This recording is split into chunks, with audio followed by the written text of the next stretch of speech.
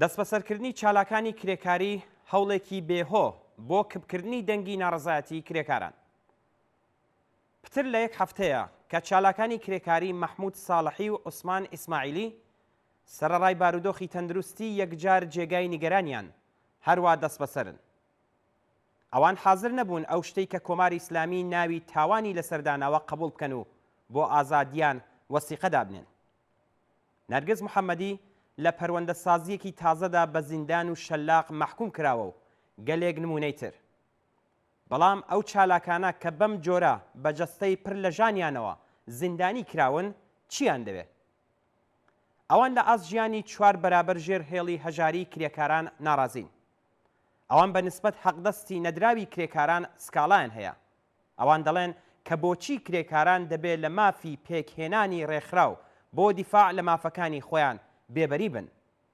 ئەوان دەڵێن لە ماوەی کەمتر لە 2 مانگدا چوونە سەرەوەی یەکجار کەمی لانی کەمی حەقدەستەکان بۆ ساڵی 1400 هەتاوی بەهۆی تونبوونەوەی گرانی و ئاوسان بۆ تا هیچ.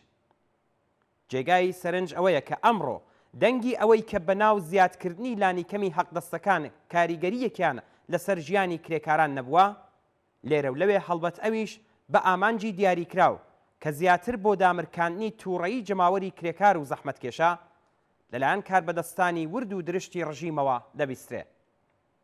بۆ نمونە لە راپۆرتی هەواڵنێری تەسنیمی سەر بە سپای پاسەڕاندا هاتووەکە چوونە سەرەوەی هاوسار پساوی قیمەتەکان و هاتنە خوارەوەی ئاستی توانای کڕینی خەڵک بۆتە هۆی ئەوەی کە ژیانی کرێکاران لەگەڵ کێشەی زۆر بەرەوڕوو بێتەوە و بەم جۆرە باس لە گرانتربوونی بەردەوامی پەیداویستیەکانی خەڵک دەکات.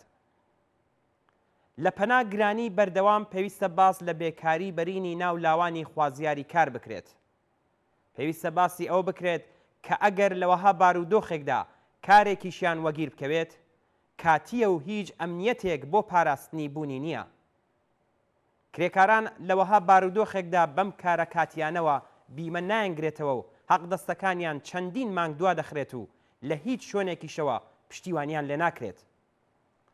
ڕژیمی ئیسلامی بە ئەنقەست و بە ئامانجی داسەپاندنی هەلومەرجی خۆی کرێکاران دەخاتە بارودۆخێکەوە کە توانای چەنە لێدانیان نەبێت و ناچار بن شەرت و مەرجەکانی دەوڵەت و خاوەنکار قبول بکەن. چوونە سەرەوەی قیمەتی پەیداویستیەکانی خەڵک لە ڕوانگەی شرۆڤەکارانی میدیا گشتیەکان لە ئێران بابەتێکی ئاساییە لە بارودۆخی قەیراناویدا. ئەوان پێمان دەڵێن کە دەبێت سەبر بکەین چونکە لەگەڵ هێوەربوونەوەی قەیران ڕێژەی ئاوسان کۆنتڕۆل دەکرێت و توانای کڕینی خەڵک دەڕواتە سەرێ.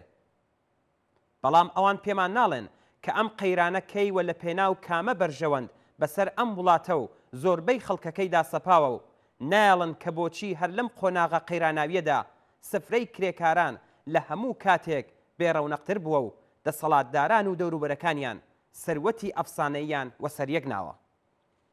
ئەوان پێمان ناڵێن کە بۆچی دواهاتەکانی قەیران لە نێوان هەموواندا لە کاربەدەستانی حکومی و نێونەرانی مەجلس و فەرماندە باڵاکان و کاربەدەستانی ئاینی و وەزیران و بەڕێوەبەرانی شوێنە دەوڵەتیەکانەوە بگرە تا کرێکاران و خەڵکی زەحمەتکێش وەک یەک سەرشکێن نین و پێمان ناڵێن کە کرێکار و خانەنشین کراوێک کە لە باشترین حاڵەتدا 3,600,000 تمەن لە مانگدا موچە وەردەگرن چۆن دەتوانن بەم بڕە پارەیە پەیداویستیەکانی ژیانیان دابین بکەن.